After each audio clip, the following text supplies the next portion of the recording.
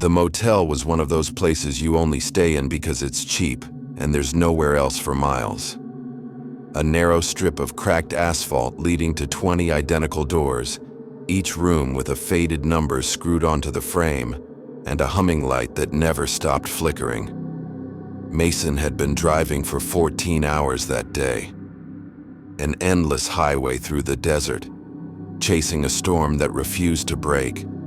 When the rain finally came, it was sudden and violent, and he had no choice but to pull into the first motel he saw, the Sunset View Inn.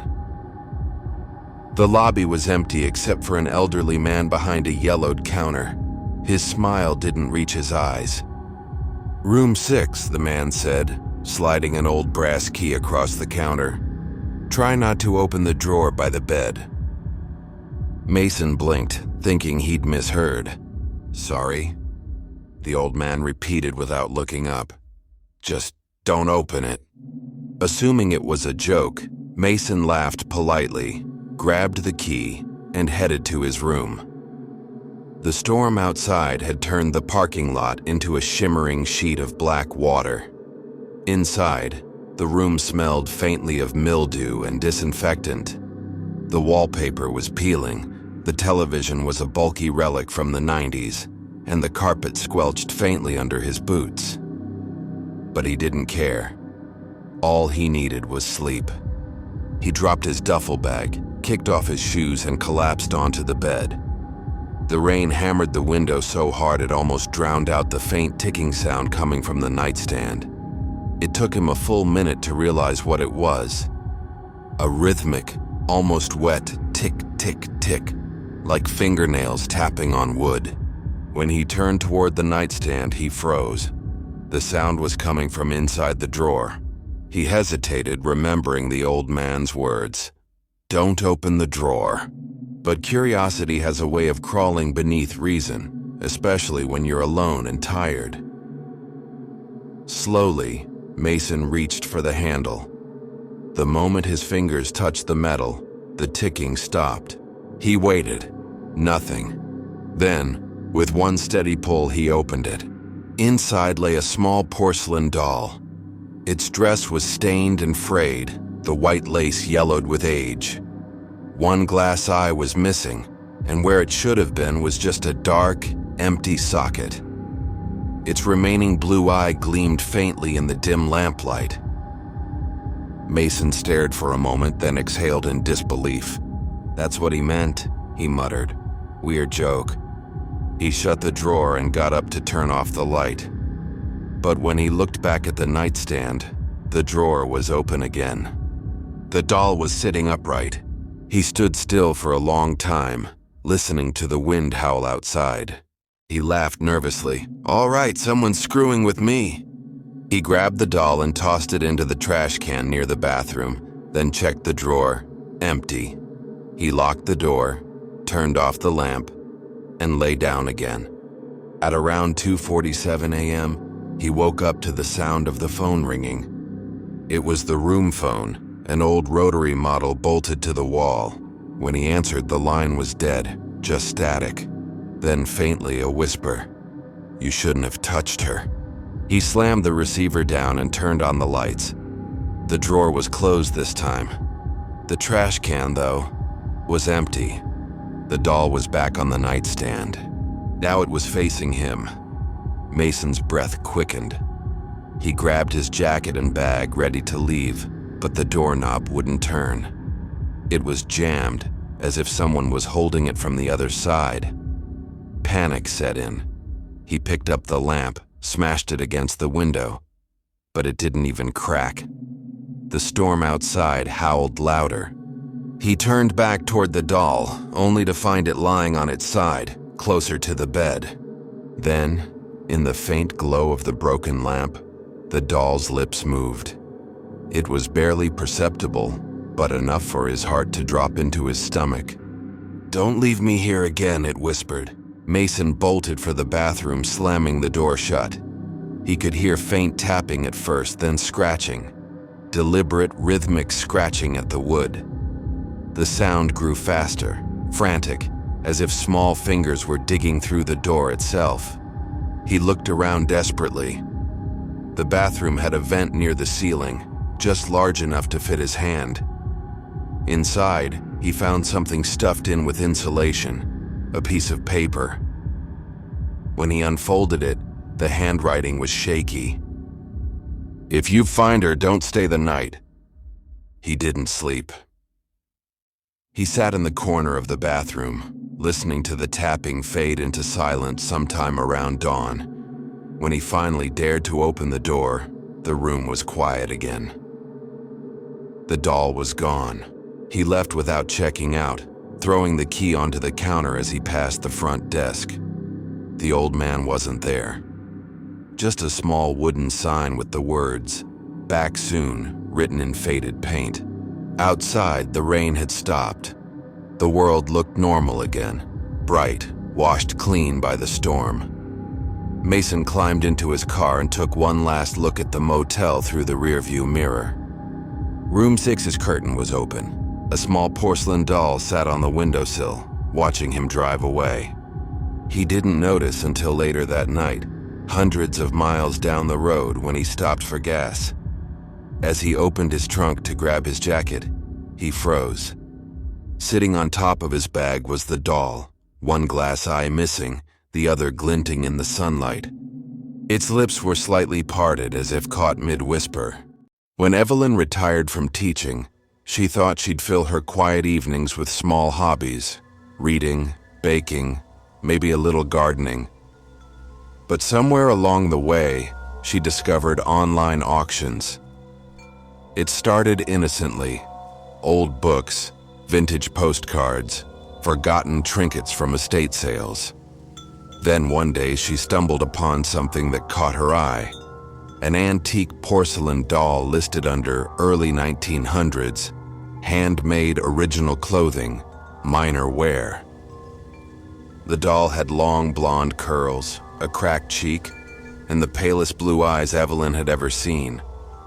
Its dress was yellowed with age, but detailed with lace so delicate she couldn't look away. Beneath the photo was a note from the seller. "She doesn't like being moved too often." Evelyn chuckled at the strange warning. She'd seen plenty of sellers add little stories to drive up interest. So she bid. She won. And a week later, the doll arrived at her doorstep, packaged neatly in layers of tissue paper and bubble wrap.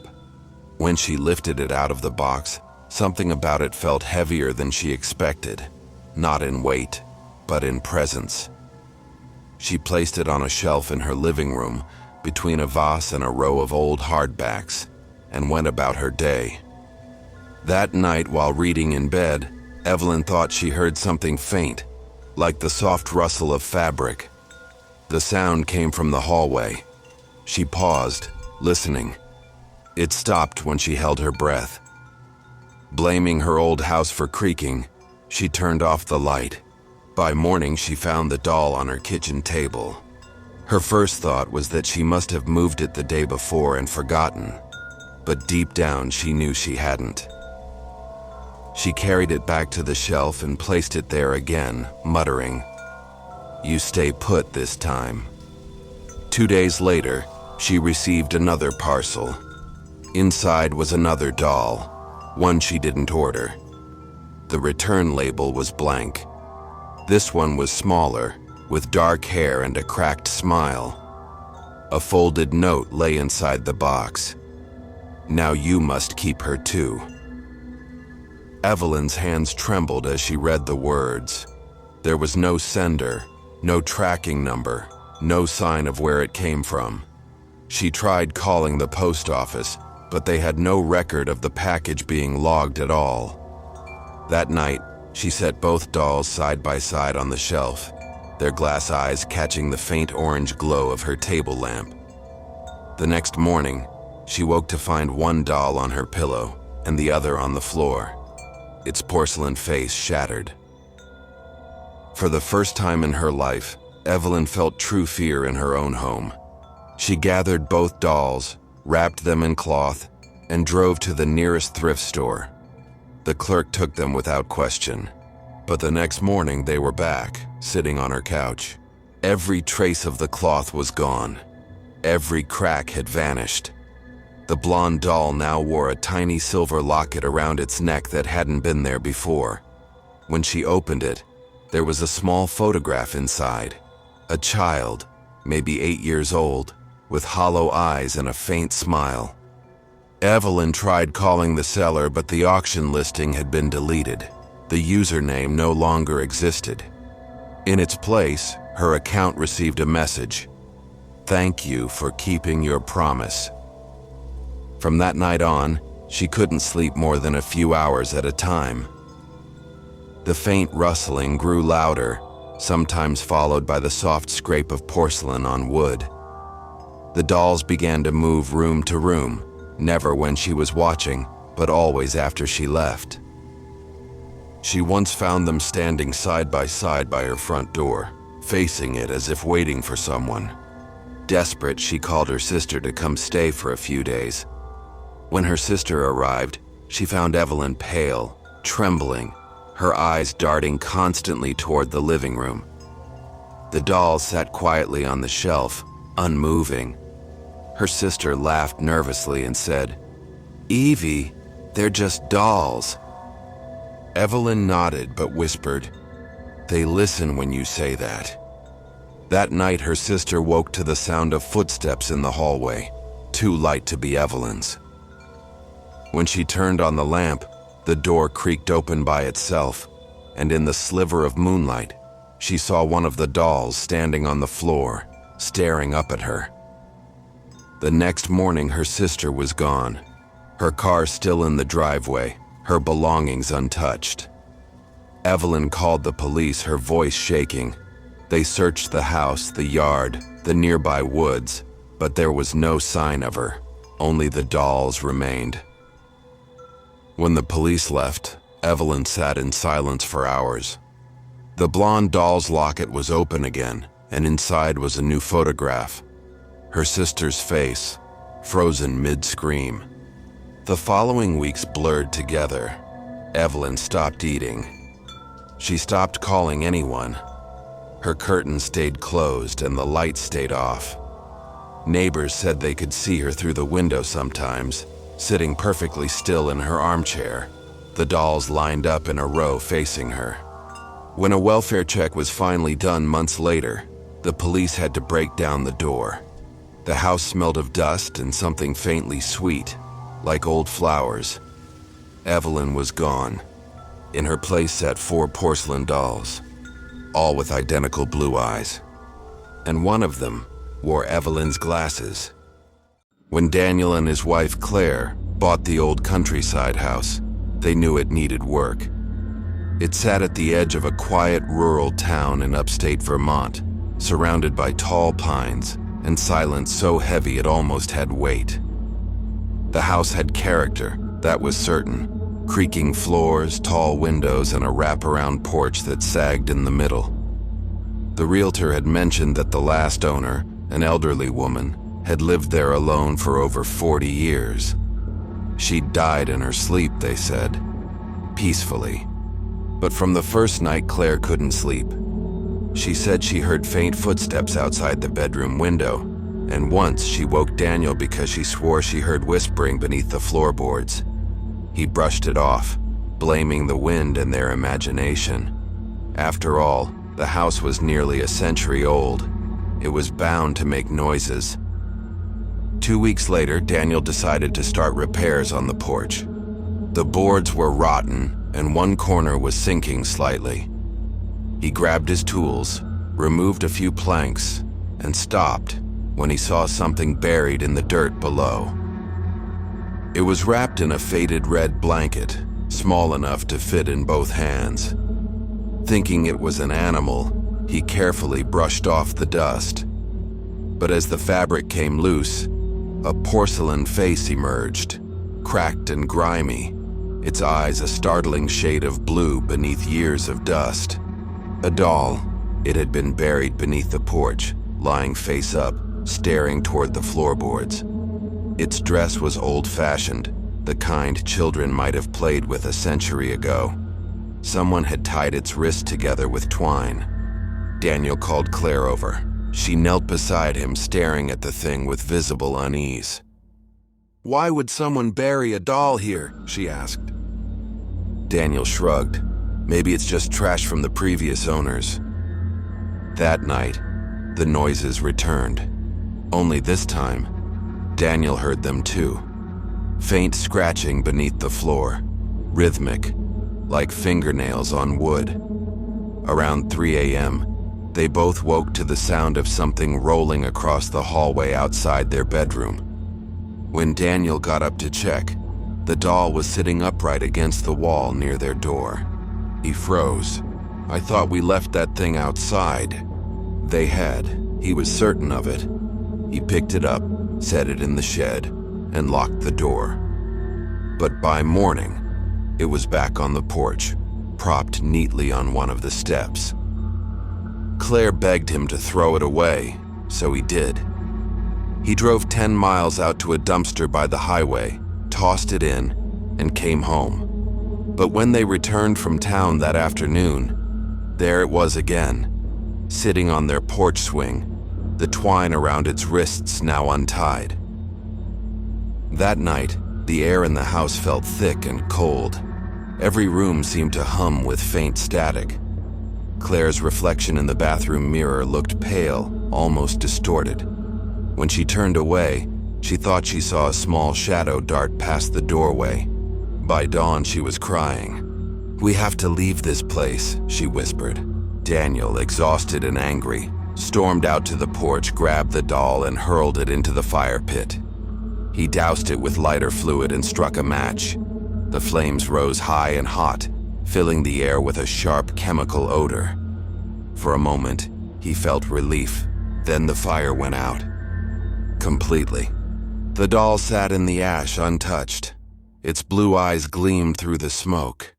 The next few days blurred. Claire stopped sleeping. Daniel started hearing faint laughter, like a child's, echoing from under the house. He tore up part of the porch again, desperate to see if there was something else buried there. He found bones. Small ones. Tiny rib bones, a cracked skull about the size of an apple. The sheriff came the next morning, called by a frantic Claire who had found Daniel kneeling in the yard at dawn, dirt smeared on his hands, whispering, "She's still down there." The remains were collected and sent for analysis. Weeks later, the lab confirmed they belonged to a child, most likely female, around 8 years old, dead for decades. Claire moved out that same week, staying with her sister while Daniel tried to finish the sale of the property. But he never did. He stopped answering calls. When a neighbor finally went to check on him, they found the house empty. Every window broken, the porch collapsed. The only thing left inside was the doll, sitting in the middle of the living room floor. Its porcelain skin was cracked wider now, revealing something dark underneath, and in its tiny clenched hand was a strip of paper, scorched at the edges. It read, "Thank you for letting me breathe again. If you made it this far, thank you for spending your night with us. If these stories gave you chills, there's plenty more waiting. Don't forget to subscribe to Night Fear Stories for new terrifying tales every single night. Sleep well, if you can."